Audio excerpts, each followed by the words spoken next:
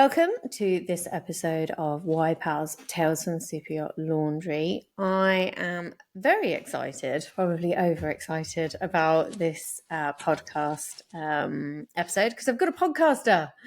So it's really nice to have somebody who works in the same field. I've got the glamorous boat princess, Nicky Vaux. Is that right? I mean, I'm saying it right. You've got that right. Absolutely paranoia about it. She's a marina owner, entrepreneur, Venus Getaways. Take me, please. And then obviously the boat princess podcast. Is there anything you can't do? Welcome to the podcast. Thank you so much, Cherise. It's so nice to be here. I'm excited about it too. Well, we have only just seen each other. I managed to collar you when you're on this side of the planet. You reached out to go on your podcast while we were at the Glamorous Mets just recently. Yes. And I, told you, spilled the beans on me and what I'm up to. So I only think it's fair that we do the same to yourself. So who is Nicky? And where does she come from? Well, where do we start? Where do you want me to start? Well, you're in Oz. And then where do boats come in your life? Let's start there. You're born and bred Australian? No. Okay, well, there you go. Yeah. Born in England. No way. Yeah. My boating lifestyle started on Poole Harbour. Oh, no way. I used to go to school holidays, and my father worked for John Lewis Partnership. So our holidays were at Brownsea Castle on Brownsea Island. And we used to go to Sailing Regatta Week every year. And I used to crew for my dad in a GP14. So you're a proper sailor. I do this now. But, I mean, I can't say that I'm a sailor. I worked on motorboats, so it's a floating hotel basically that I have no control over. But you actually were on the water from a young age. Yeah, and there was a lovely little motorboat that used to take us back and forth to the island called Castello, and she still exists. She's a 1964 timber boat, and funnily enough, I now own a 1964 timber boat. And when I bought her and we went on our trial run, she's actually a yacht, but she's got a nice little diesel engine in her. And as soon as she started up, I went, sounds like Castello, smells like Castello. I've got to have this boat. Yeah, so that was my first love, that beautiful little boat. And she's still going. Was it when you were a kid out on the water? Was it like, just Dad made you, or was there a passion to get out there? I guess Mum made me really, because she refused to do any more crewing. So, which is a story in itself, which I usually start a conference with because it's very amusing. She didn't want to do the crewing anymore, so I stepped in and did it from there. So it was. But the wonderful thing about sailing with your family is that it's true dedicated time that you'll never forget with your parents. So that time with my dad was time that was very special for me, and created another part of our relationship, if you like. I suppose in this day and age when everybody's talking about distractions and stuff, like if you're on the boat, like nobody's on their phone, you're hands on, and you're all trying to get on to get a job done. So it must have been a really kind of lovely experience that's quite rare now. Well, that's the beauty of boating, isn't it? And that's why I promote it so much, especially for families in the world that we live in now, because it is that you are entirely focused on what you're doing. You're getting splashed. If you're the crew, you're the one being splashed by the waves, and you're working together as a team. And you're entirely focused on what you're doing, especially when you're racing, because you're just entirely focused. So I think it's I was talking to Peter Methven the other day, and I was saying, you are focused when you're racing, and it's almost meditational. And he said, no, I'm not sure it's meditational.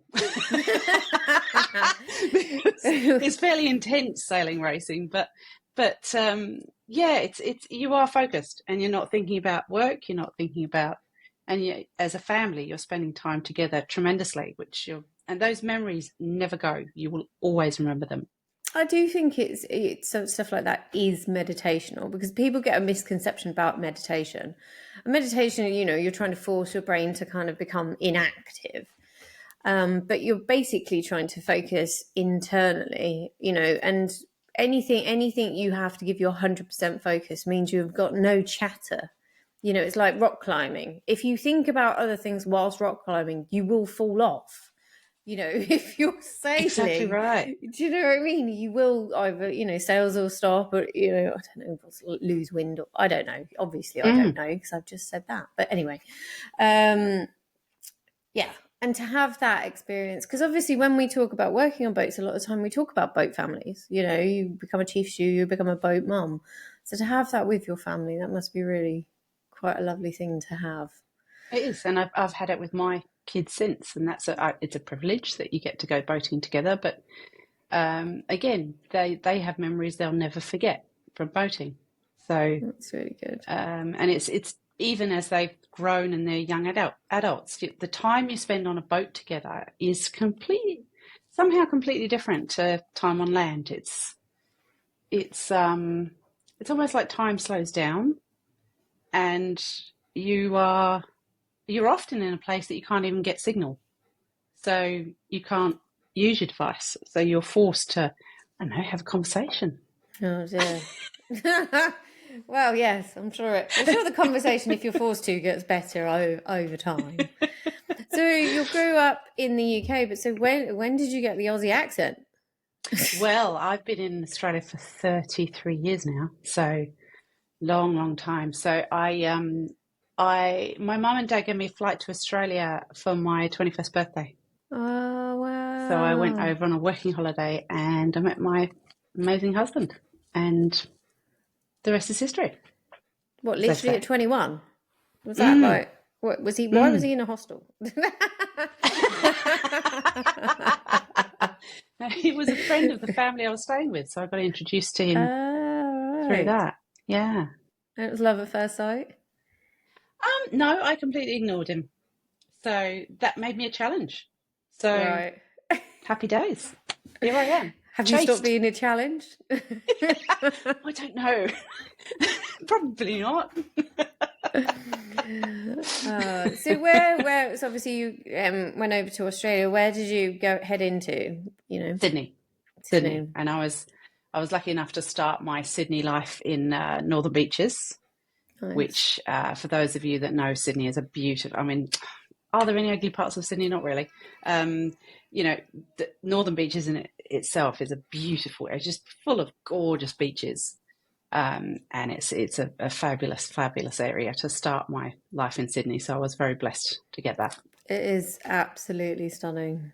The only thing I couldn't get on with was the helicopter chase. When it follows the sharks, like I'm just chilling, sunbathing. I'm like, what is that helicopter doing? And then obviously you realise you're like, I'm not going to swim today. I'm just just maybe paddle a little bit. But Europeans are obsessed with that. That we, I don't know if it's some sort of marketing ploy we do to keep people out. Maybe, I don't know. The whole spiders, snakes, and sharks thing. Europeans all, as soon as they meet an Australian, that's all they talk about. It's fascinating. It is because there's nothing can kill you here. Like, you're more like you're going to get killed by another person in the UK, not a creature. And I'm not particularly afraid of spiders, but the biggest spider I've ever seen, although they're not the ones to be afraid of, was, it was in Australia. It was big, and then the snakes, and it was, to be honest, the only thing I didn't like was the possum noise. Like, what is that? It's like from hell. Like, the noise that they create is interesting. If you wanted to, what does a demon sound like? It's going to make horrendous noise in the middle of the night just to freak you out, or scuttle across a tin roof. Like, But they don't and actually also bother you, but I they just sound fun, they do, and also when I come to England, you have beautiful tweet birds, Yeah. tweety birds, and in Australia we have pterodactyl type things. Yeah. So, It's so like it's going kind back of in nice to hear the prehistoric tweets. times. It's funky ass noises, Yeah, and don't worry about the big spiders because they're obviously scary, but the little ones, they can kill you. So it's yeah. just a lot for our little European brains to cope with. There's just too many dangers. Be careful where you swim, because you get riptide. Lots, Oh lots, yeah, lots. You're yeah. going to get skin cancer. Loads. Just a lot of information. We don't have to worry about stuff like this because the sun never comes out in this country. So yes. So you're in Australia. You've met the love of your life. What career did you have while you were over there? I was in hospitality. I was in top end hotels. I did a degree in hospitality, so I trained at the Ritz and Grosvenor House in Very London, nice. and then I trained at the Ritz. I started my career at Grosvenor House, and then I worked at Hilton when I first came to Sydney. So I worked in hotels, and ever since I've always said there's not a huge difference between hotels and marinas. Really, it's the same hospitality, same service, same approach to clients, even occupancy. Our business is based on occupancy, just like a hotel. So So when did marinas appear in your let me CV? think. About 20 years ago, we acquired Gladesville Bridge Marina in Sydney. So that was our first foray into the world of marinas. What's it? What I was getting? So I've got it written down. Mm. What a boat people like to manage, because I'm just like, I don't know, like they're super chilled about some things. Somebody's parked their boat and then just disappeared off the face of the planet. We've got a marina in Chichester. Some of those vessels don't look like they could go to sea. I don't Mm-hmm. know. They're just kind of like floating sheds, I would say. Mm-hmm. So look, what are boat people like? Because what kind of sizes are you talking about? Like just fun, pleasure to We start with? vary in our we're floating marinas. We don't have no, we have dry stack in Lake Macquarie actually. So we vary from sort of 20 feet up to 100 feet in size. So we've got 200 berths at our marina at Bobbin Head, Empire Marina Bobbin Head, and 250 berths at Empire Marina Lake Macquarie. Now, when I say lake, it's 5 times the Sydney Harbour. So it's a massive, massive lake. So both amazing boating locations. And in terms of boat people, interestingly, I'm sure you experience the same in Europe, but the people vary dramatically in the areas of the marinas as well as the boat ownership type. So there is no sort of just like a hotel. Anybody can walk into a hotel. Yep. And they can be from anywhere in the world and do anything in the world and have an expectation that can be completely different to the person that walked in before them. So a yachty will have a far different perspective and requirement to a motor yacht owner. A super yacht owner is completely different again. So, and a mega yacht owner, even more so. So, but then also the people that have their boats on Lake Macquarie are completely different to the people that have their boats at Bobbin Head. The people that have their boats permanently at Bobbin Head as opposed to the ones that pop in for 3 months because normally they're up in Queensland. Again, they're different again. So we have to continuously adapt and cater to all of those different needs. And the way you do that is basically getting to know them. As a community, we know the people in our marina. I don't personally know them as well as our amazing marina managers know them, and our CEO. They know them better than me, and they look after them really, really well. And we literally do, barbecues to catch up with them and events at the marina, because it's not just a place to park your boat. It should be, if it's a good marina, a community of people that know each other. It's different in Europe because your marinas are much more transitional. Our marinas, I've got clients in the Bobbin Head Marina, I've been there for 20 years. So Well, your country is a little bit bigger, like it's true. you have to, it's a long ass flight just to get over to the other side of your island, let's say. It is. Yeah. It's a big old place. So I can imagine, it's not that easy, or it's not, it might be a long drive to tow a boat. And then obviously if it gets big, you're not going to tow it, you're going to have to sail it. And then also your seas are a bit more fruity. Pretty brutal. Yeah, they're pretty brutal, our seas. Yeah. I was violently sick on a super yacht coming out of Sydney. It was my first taste. Yeah. Like it was just like a little jolly to go out and go up to one of the beaches, do lunch, come back.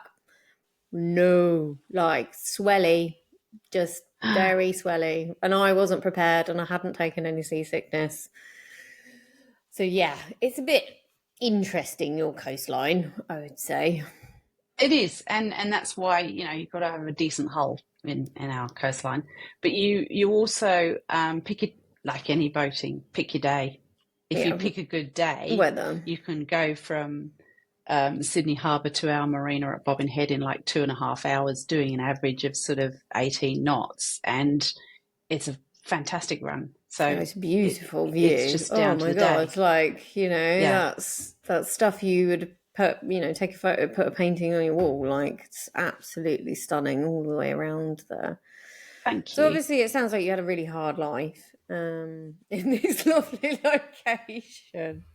Yeah, it's been tough. Has the marina industry, it seems like it's quite a stable industry in Australia, would you say? Or is it been peaks and troughs? Obviously, we've had financial crises and things like that. Yeah. But, and also you're a woman in the industry. Is there any difference with women in the marina industry? Do you get treated differently? Yes and no. And sometimes there's good parts to it, and sometimes there's tougher parts to it. So as an example, I can go to my mechanic at my marina, who's one of my tenants, and I can ask him a question. He will absolutely explain everything that I need to know in that question very, very happily. And as a woman, I'm very happy to do that. I'm happy to ask that question. It's harder for men to say, I don't know this. Can you help me with it? It's harder for them to do that. So that's an advantage, I think, that women have in the industry, because the industry is quite tough on you if you don't know your stuff. So they will call you out on it, and they will almost embarrass you sometimes if you don't know the know your knowledge. So you do have to, I guess, immerse yourself and learn a lot. And I sold boats for 7 or 8 years. And that would help. That was a massive learning curve for me. But I just persisted, and I just kept learning and learning and learning. And if somebody did ask me a question I didn't know the answer to, I said, don't know the answer to that, but I'm going to get the answer for you. Then I would phone or contact the expert in that space. They would explain it to me, and then I'd say, okay, it's because of this, this, this, and this. Because I was very conscious of, as a woman, you can't, what's the polite way of saying it? BS. You've got to gain the respect. You've got to know your stuff. That's it. I mean, that's the female experience, isn't it? To get anywhere where females aren't, predominant, if you're pioneering in those areas, you've got to just know your stuff. Otherwise, they're just going to be on you all of the time. And, there's only so many times you can be made fun of. And, it takes an incredible amount of thick skin, the amount of side comments and stuff like that, whilst you are learning, whilst you are trying your hardest. But once there is an incredible amount of satisfaction and confidence though when you are at, the peak of it, kind of thing, that you've done, Absolutely. you've And served not your only that, time. there's loads of people in the industry that are willing to help you get there. They're very, that the beauty of the boating industry is they do like sharing that knowledge, and they're passionate about what they do, so they share it with you. And that, I think, is a wonderful thing about our industry, and something that I certainly appreciate a great deal. Would you like, from your perspective? So obviously based in Australia, you've come over. You told me you've been to every Met since the start of Met. Is that right? Oh God, no, not me. No. Darren has. Darren's been there, I think, 15 times, because he's my husband. He's the current president of ICOMIA, which is the International Council of Marine Industry Associations, and they're the body that work in conjunction with METS to produce that show.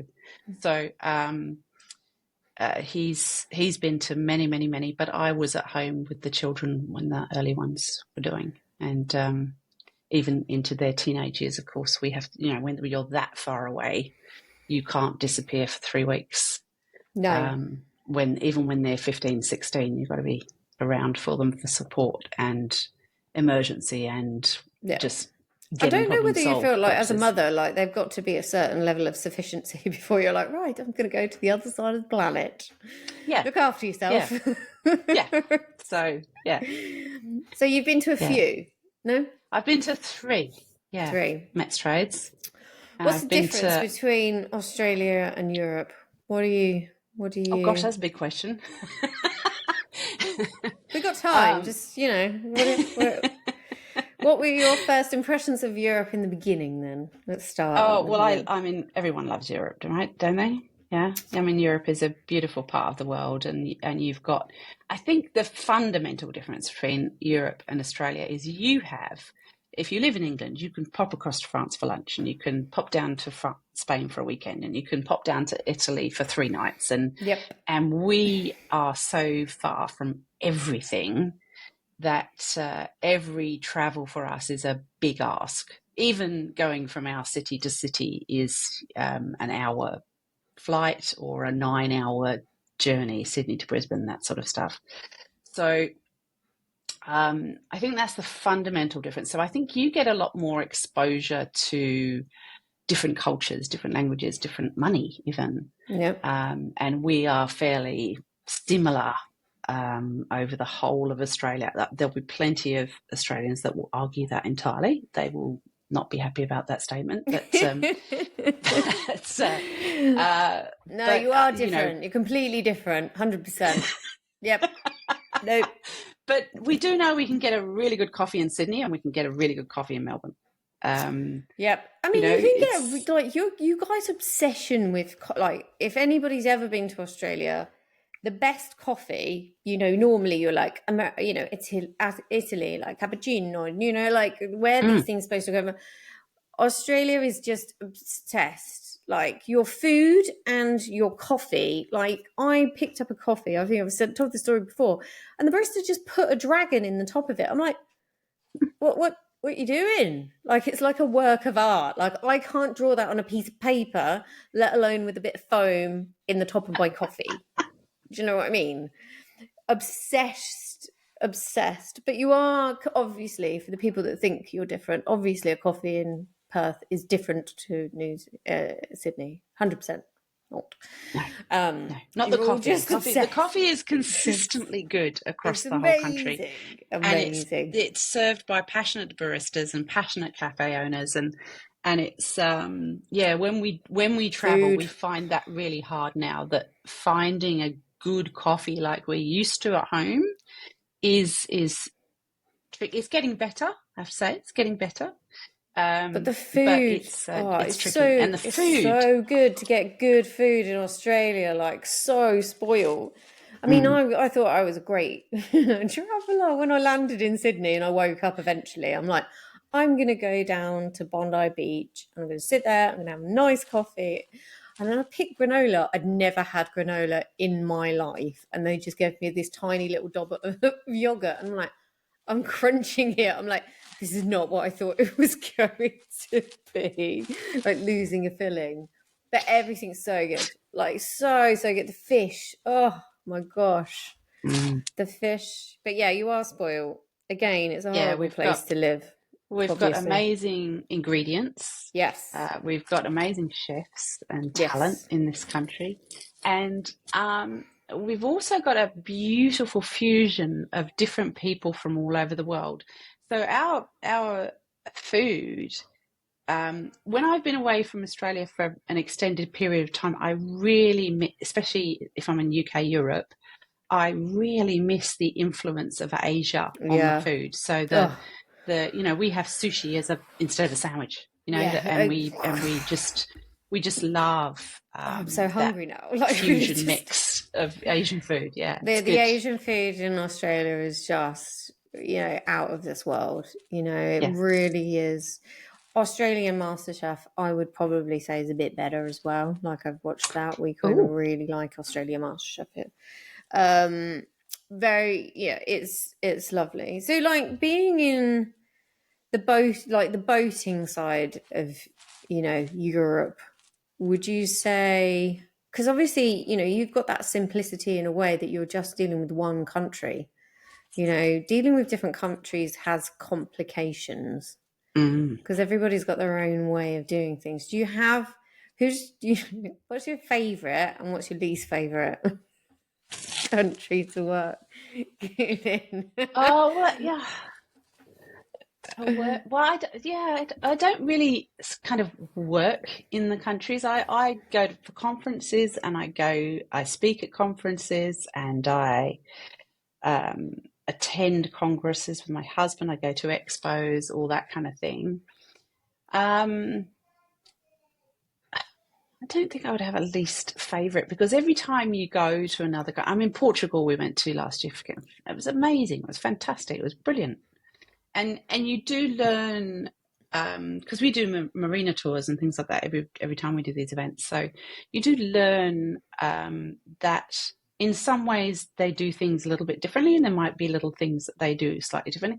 But in reality, because we're all marinas, we do it all the same, really, because we're dealing with boats, power, clients, water.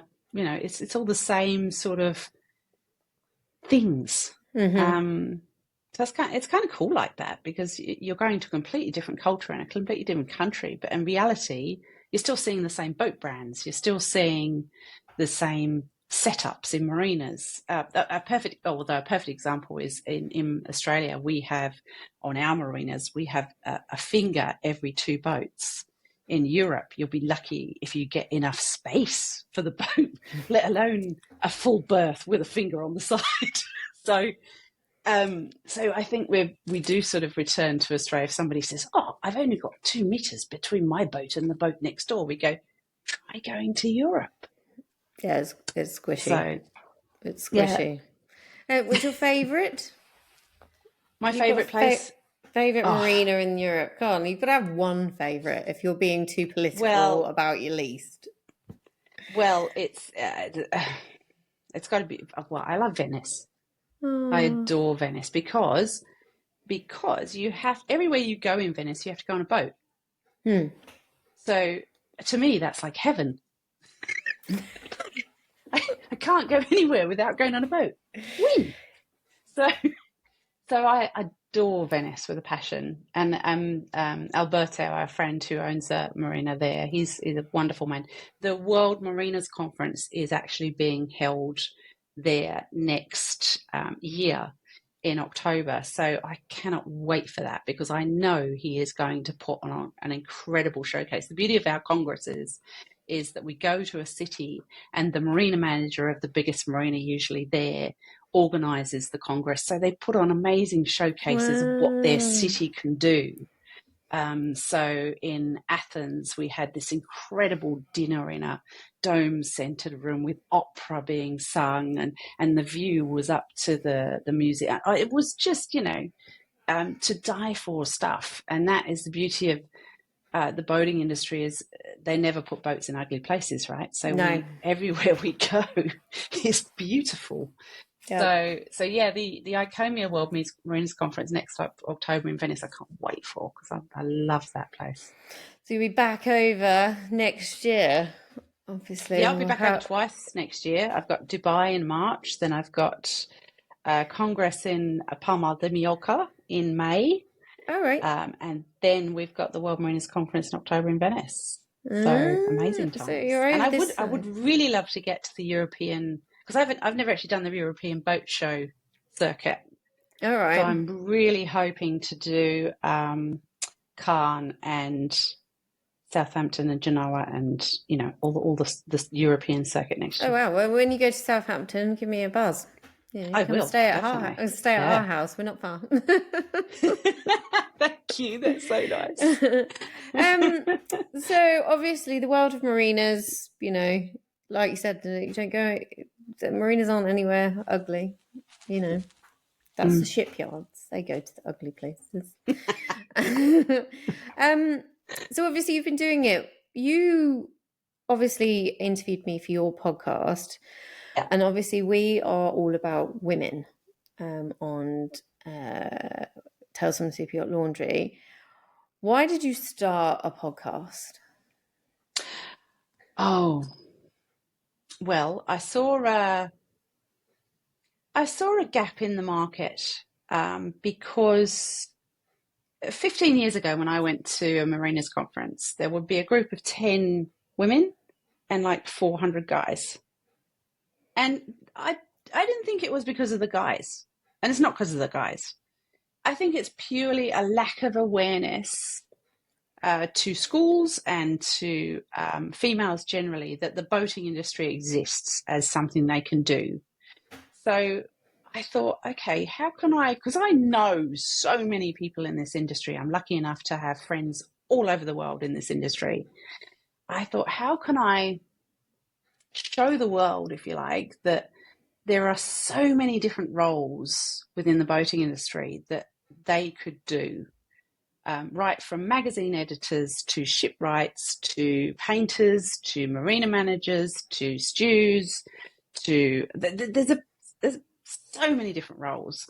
And so I thought, if I interview people on a podcast and they tell me what they do in the industry, hopefully somebody will listen to that podcast and say, oh, that sounds like a fun thing to do, or that sounds like a skill set I have, or that sounds like something different to what I'm doing now that I'm not really enjoying, that I'd like to do. And I wanted to make them feel welcome and want them to come into our industry, because I personally think it's an amazing industry. I love it. And so I literally started interviewing. I do tend to focus on women in the industry, because obviously that's showing other women that women already exist in the industry. Well, I suppose with the name Boat Princess, guys are not like enough. No, I get loads of guys listening to podcasts. Yeah, loads. But you know what I mean? They're not naturally like, oh, I'm going to listen to boat. Do you know what I mean? Unless they kind of know you. They perhaps might not take a chance. No, some of my biggest fans are men. And they'll literally send me a message. What happened to this week's podcast? What's going on? You know. So yeah, I really am blessed to have a huge following and a real mixed following of people, because I do interview guys too, but also because the guys want to support the women too. They're not. I don't think there's sure there's there's moments, but there are men in my business and men in my world that have got me to where I am in this business. Yep. So, I think that's something I really try and push. I'm not, I do get upset when women get angry and try and blame the men. Honestly, sometimes it's the women that try and knock down the women. It's not it's a difficult, when you've got, it's so intense to try and get into an industry, because it's not easy. It's not for the faint-hearted. I don't think the yachting industry, as a woman, you've literally got to have that determination, because if you're not committed, it can get really tricky, and you'll be just like, not bothered. But there are, like you said, a lot of guys really, they really want to help. They're not fazed at all by your existence in the industry. So what in your podcast, what have you discovered when I have interviewing? well, first of all, I've discovered how much I love doing it. Oh my Talking. God. It's so easy. It is so good. I so enjoy doing it. And I've become a better listener because of it as well, which I love. But I have discovered so many people fall into the industry. So they didn't intentionally go into the industry. And incidentally, I think that's something we still lack. We don't have an easy pathway of this is how you get into this role in the boating industry. And I think that's something we're all working on to improve. But so many people have fallen into it and then loved it and then stayed in it all their lives. Also, the majority of people in it have, at some point of their childhood and their upbringing, been involved in boats. And that's something we actually need to, I guess, make people who haven't done that feel comfortable about coming into our industry, because a lot of them don't. A lot of them think weird words. It's very complex. We even say funny names that aren't spelt like they should be, like gunnel and, all those sorts of things. So that can be a bit daunting for them. So I think we need to, but the podcast has been so much fun. I've had so many brilliant conversations with incredible people working in our industry, but also incredible people who have, Lisa Blair, that sailed around Antarctica. Wow. Of course, the beautiful Kay Cotty, who's a dear friend, who was the first woman to sail around the world unassisted without stopping. And her admission that when she came into Sydney Harbour, she just wanted to turn around and go back out again because of all these people, So, wow. So I've had some brilliant conversations. It's been the best of fun, and I really, really enjoy doing it. And what's really fascinating is when the people you interview then hear from all of their friends from all over the world saying, "I heard you on this podcast," and they don't really understand how far we get, and we actually get a long, long way. So. And to many, many, many people. So that's a bit of a thrill. Yeah. It is a bit of a thrill. Do you think it's changed you? Like since you've started, do you think you've changed as a person and as a podcaster since you've started? Yes, I think I am. I mean, I was lucky. I kind of I had I have a good podcast producer, and she trained me at the start, and she was with me for my first sort of 10 episodes to sort of say, no, do this, no, do that. No. So I had a good start of guidance. I think that was really important. And therefore I have become much more independent of her. So I just send her files now, and she then edits and then uploads. So I do all my own tech in terms of equipment now.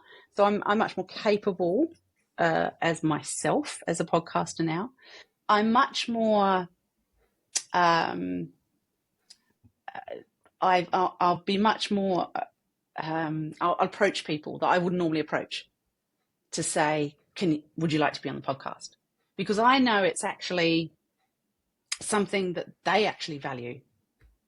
So, and it's good for their career and their business and so on and so forth. So that's really nice, because I feel really confident to approach perhaps people that I spoke to Madame Vranken recently. I interviewed her from Pommery, Champagne, and she was an amazing interview. She's coming out soon. And I probably wouldn't have approached her as a person, because she's a very strong-willed woman. She's an incredible businesswoman. And we always underestimate ourselves as businesswomen, don't we? Yep. So we always think, oh my God, she's amazing, and yet in reality, and I don't want to put myself up here too much, but we are too. But we don't. Well, as women, don't we always put give ourselves that credit. down. Do you know what I mean? Like women by nature, I think we question ourselves and what we're doing. You know, I've learned that myself. You know, it's if you don't ask, you don't get. And I think you know, sometimes with the way the female brain works, we think about what would happen if we asked rather than just ask and see what happens. Do you know what I mean? We kind of preempt a response. But it does, you know, you do get more relaxed into it, I suppose. You know, I've got quite a curious mind like yourself. So you just ask if something comes across your mind, you just ask rather than being robotic, I suppose, and just, you know, asking. I suppose I probably should take some proper training because I haven't had any. I just ask the questions that I'm interested in, basically. It's all about me. I've also got very good at nodding. Nodding. You notice when I did because I only ever do mine audio. Yeah. I only ever do them in person, and that's kind of two of my values that I stick to. And I did a podcast, this was a learning moment for me. I did a podcast on a boat once, which was on a Iliad catamaran with Mark, who is the owner of that company, and he wasn't looking at me when he was doing the interview. So apparently, according to Pip, my podcast producer, I said yes 400 times, and she had to take all those out. 400 times. So now I make sure I'm absolutely sitting opposite them, and I'm doing this all the time because people want to be acknowledged when they're talking. But if you keep going, yes, yes, that's really annoying to listen to. I had to learn. So I had to learn to not speak over people. I didn't even realise that I was doing it, if I'm really honest. That's something that's new, that's come into my life. But I didn't realise that I'd kind of cut in sometimes. So I apologise to everybody I've ever done that to in my life, because there's going to be loads for you. My family obviously love coming here for Christmas because I cut them off all the time because I know exactly what they're going to say.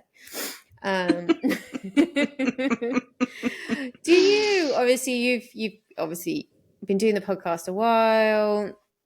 Your observations for, you know, the female experience in the yachting industry in all of these years now. What are the good things on the horizon that you're seeing? Oh, firstly, there's a lot more of us. Yep. A lot more of us recently, which is amazing and fantastic. I see that we have a brilliant skill set to bring to, especially marina management, incredibly so. And I think that's based on our problem-solving skills, our organisational skills, our relationships with people skills. If we have those, and also team management skills, of course. Now the guys have that too, but I think as women we can work really well as teams with men, because I think as women and men we bring different items to the table, and I think that's a really important message, that this isn't about just having women in the industry, it's about working with men in the industry, because if we work together we've got a brilliant set of differences and skills and abilities that we can bring to the table in a different way. So the way in which I might deal with a conflict is completely different to which a man might deal with a conflict, and we might have a better version for the particular client. Some clients would be, you have to do it tough to actually get them to understand. Whereas others, it might be a more gently carrot, to the client instead of would you say that instead of the stick. Yeah. Would you say we're the generation that's probably part of the generations where it was in the beginning, you had to be a man in a man's world kind of vibe, I think we're now coming to terms with the fact that it's not beneficial. We're not men, so why would you want to? And also, like you said, we're missing out on using the attributes that we have to kind of turbocharge, especially service, because, there is, the reason why a lot of women, not just the physical, are on the interior. It's just, we're just more, generally a lot more attuned to emotion, which is all about hospitality. But I do think would you say we're kind of making peace a little bit now? We don't need to be men, as long as, we bring something new to the table. So technically we're not as threatening as we were, because we're not trying to take their jobs. We're just trying to, like the never ending story of men and women, complement each other, since the beginning of time. Not, I'm not going to go out and get a spear and go hunt a saber-toothed tiger. Do you know what I mean? Like, it's... Yeah. Although I have to say, sometimes we're still doing that against each other as women. Yeah. So we're threatened by other women sometimes, and we have to be careful that we're not affecting their careers because of that threat. And that comes down to some sort of Stone Age, protecting our children and our territory and all that sort of stuff, which is 2024. We've got to get out of that.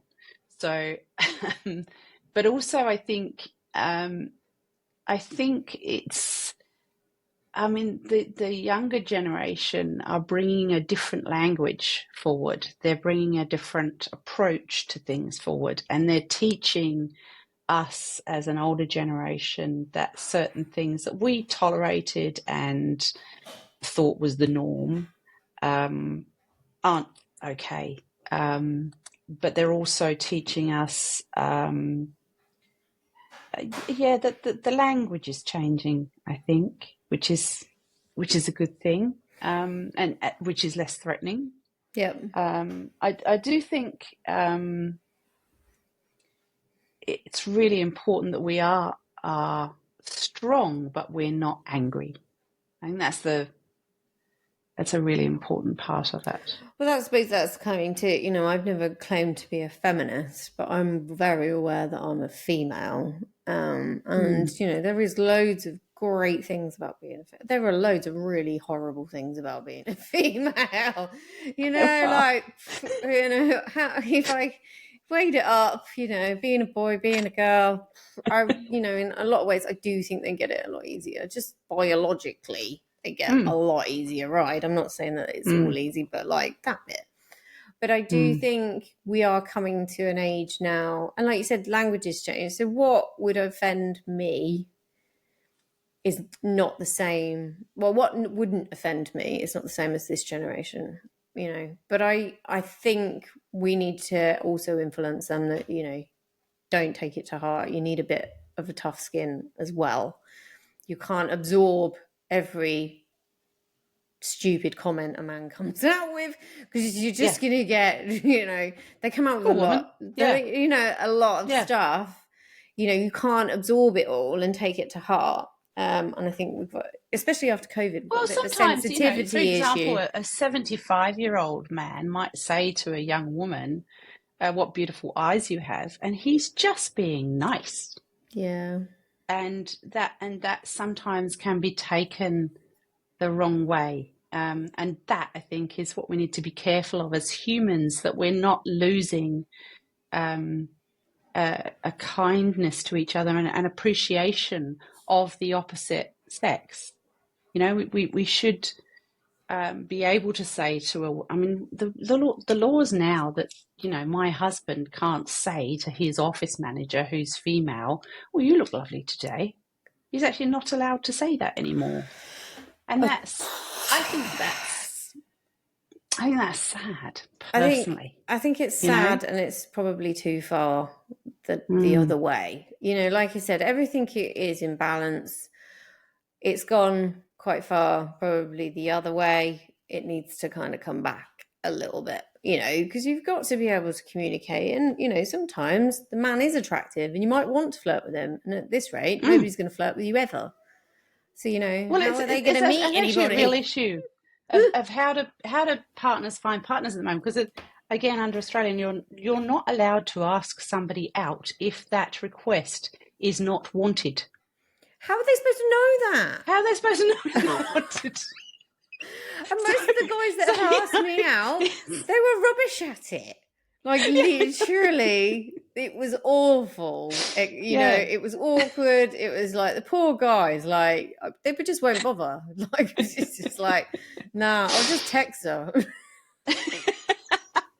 Well, they can do that now at least, can't they? But then maybe it's text evidence, and then they're even more trouble. I don't know. They're taking all the fun out of it because the terrible pickup lines, the bad experiences, that's the banter, and that's also what you laugh about. Back in the, you're losing your back in the day comments. Back in the day. Yeah. When I was stood in a bar in Manly. And look, there's some horrible stuff that goes on, and that's inappropriate, and that is the stuff that absolutely needs to be stopped. There's absolutely no doubt of that. And maybe that, I don't know if that grows from that sort of stuff. I don't know.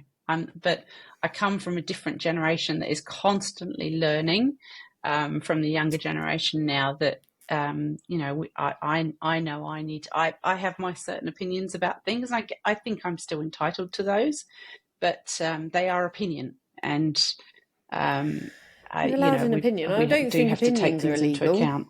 Are they?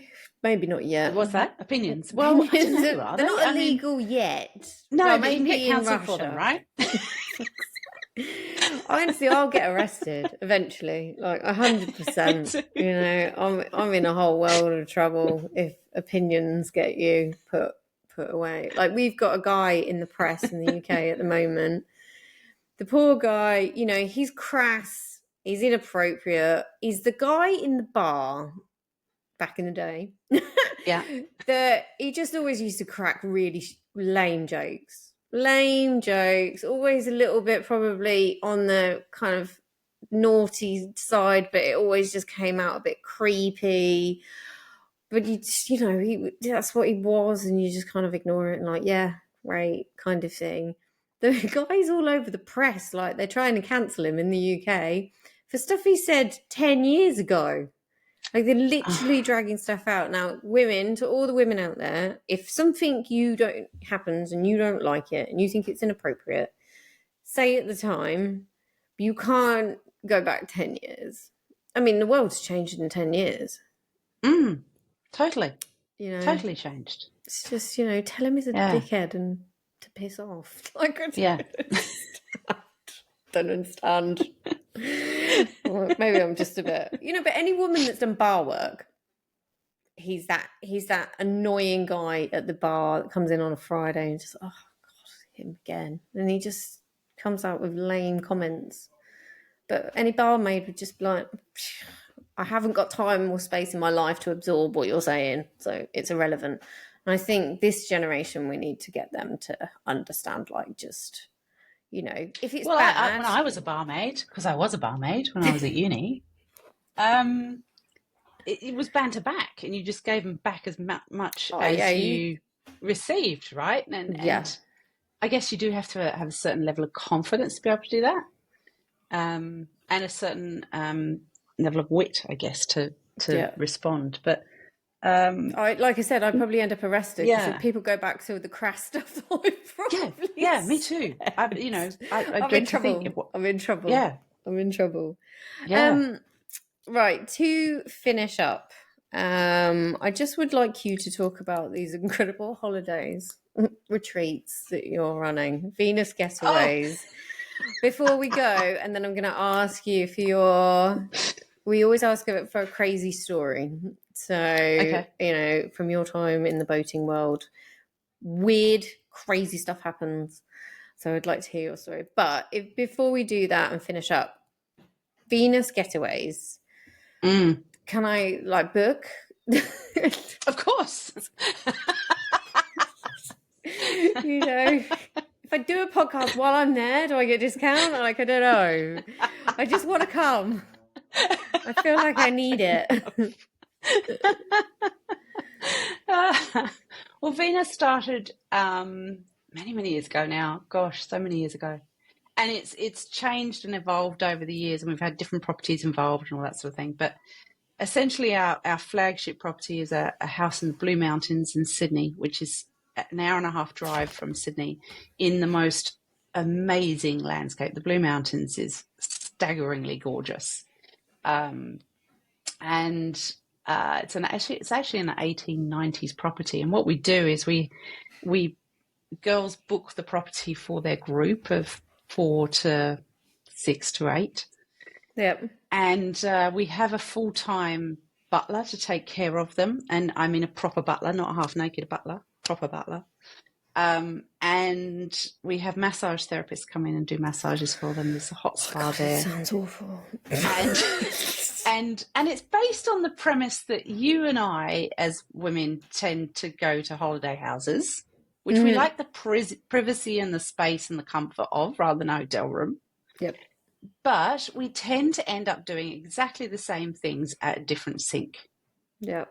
Airbnb is not a holiday. The premise of this, So the premise of this was a number of things. One is to give women that total break of somebody else is making your coffee and somebody else is clearing up after you and filling the dishwasher and all those wonderful things. But also bringing women together is, and we get people like they're celebrating their 40th, 50th, 60th. Their mothers groups have known each other for 20 years, all those sorts of wonderful things. And you will see them arrive with their shoulders like this, and they're all uptight, and they're really up, really stressed. Yeah. And then they'll come in and they'll start with some champagne or whatever, which they've all brought themselves, and they'll start chatting, and they'll talk about. They all have exactly the same problems, or they've all got one's got a really bad problem, and they all step in and help with that. But whatever they talk about, they suddenly realize that they're kind of normal, that that's something you go through, that's an issue that so many others have, that's something somebody went through 5 years ago. Oh, okay, yeah, that happened to me with my kid, or that happened to me for health-wise, or whatever it is. And they'll have that conversation, and so even in the 48 hour that they're there, their shoulders go from here to here, and it's a wonderful thing to see, but it's also a privilege to see that happen as well. It's really nice to create a space where women can take a moment, because it's so hard to find a moment. It's really difficult to stop.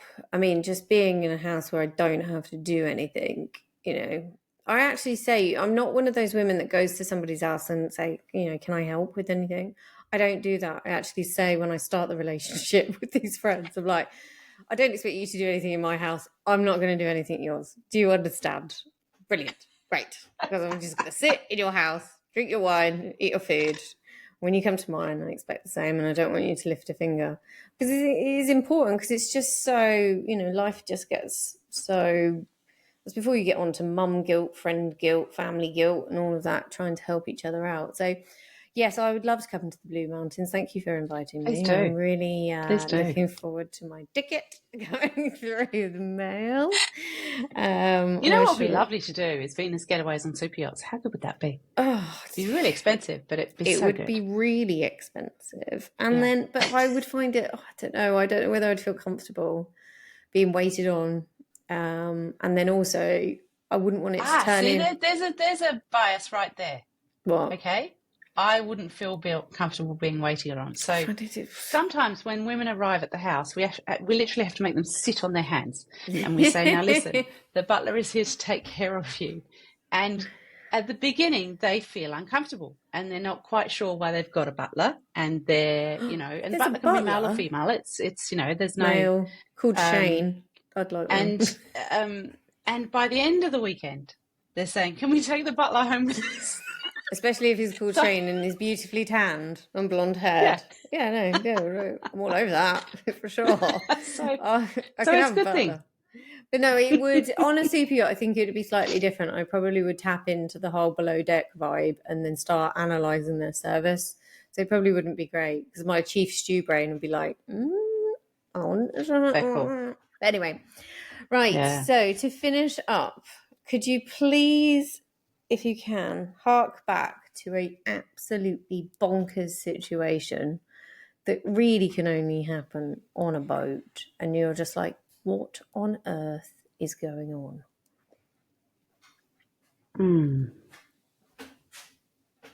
Okay, but there was one time when we were sitting in a very, it's called Refuge Bay. So because of the name of the bay, Refuge Bay is very protected and a beautiful spot to hang out in. And we were in our Princess. That's part of where the boat Princess comes from. So we're on our Princess, and my boys, who were about, I guess I would have been about 8 and 11 at the time, something like that, maybe a little bit younger.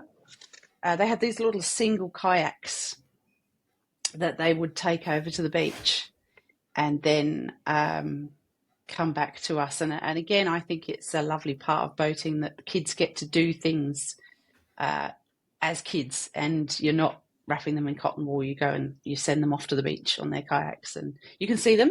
They're in the distance, and if you need to get the tender out and go and get them, you can, but they're having time to themselves independently. So they're over on the beach, and suddenly we look around and there's this big squall coming towards us. And we went, oh my God, okay. So we're calling out to them, come back to the boat, come back to the boat, come back. And they started kayaking back. And as they got to the boat, the squall is really getting to us now. And but they made it, and they got back on the boat. And I'll never forget that moment as a mother, because you're, my children are, Yeah. But at the same time, it was a moment of triumph for them, and a moment of resilience for them, and a moment of working out, how can we do this quickly? How can we get to the boat quickly? And really powering through and doing their thing.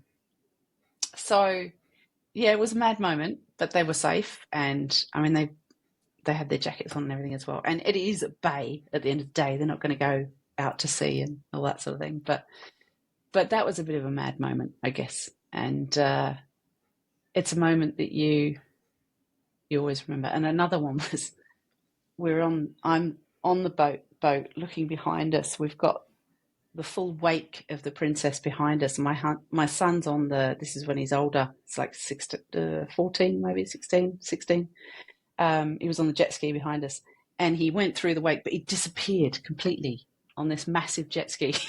I went, oh my God. And then he appeared again, and he was all right. So it was like, but he just disappeared completely in the waves. Yeah. So yeah, I think it's always the moments with your kids that you remember the most, because I mean, if you're lucky enough to have children, which I have been lucky enough to do, they are your world, right?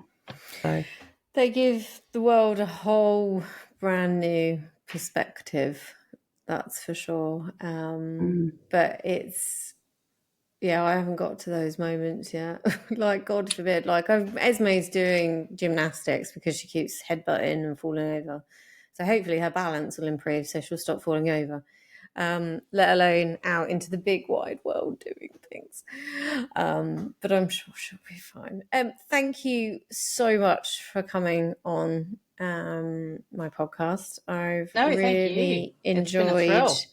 I'd love to have you on again. We can do an update, maybe if you're at Mets next year. We can talk about my other bits we didn't even talk about. Like, we've got, I know you've got so many boat clubs bits, and we could do a boat princess series. Yes. Which is so exciting. Yeah. No, it would be really good to, and the boat princess accessories, and all this wonderful. I hope to go forever. An entrepreneur's life never stops. And the fashion shows we've done, and all those fun things. We've done loads. So. So obviously I'll have you on again. We'll perhaps catch up with you. When you're in Palma, is that going to be round the show? Their yacht show? In May, late May. Yeah, so that's might be around the Palma Yacht Show. So it might be there. I, We might be able I to do it literally in have to person. leave Sanctuary Cove Boat Show to go to it. So, Well, yeah. we'll check out the dates. But thank you very much for coming on. I've No, really thank enjoyed you. your company. And ladies, if you're listening, or men who are listening to this podcast, and you've enjoyed this episode, we shall put Nicky's details below. If you're lucky enough, and when the ladies that are listening in Australia, you can go to the Blue Mountains. Just don't tell me that you're going, because I don't want to know, unless you're going to post Shane in his apron back for me. Yes, if you've enjoyed this episode, there are more for you to discover. Details obviously below, and we'll see you next time. Thank you. Thank you so much for having me. Bye. Bye. There you go. All done. Thank you very much. No, thank you. Really good. So you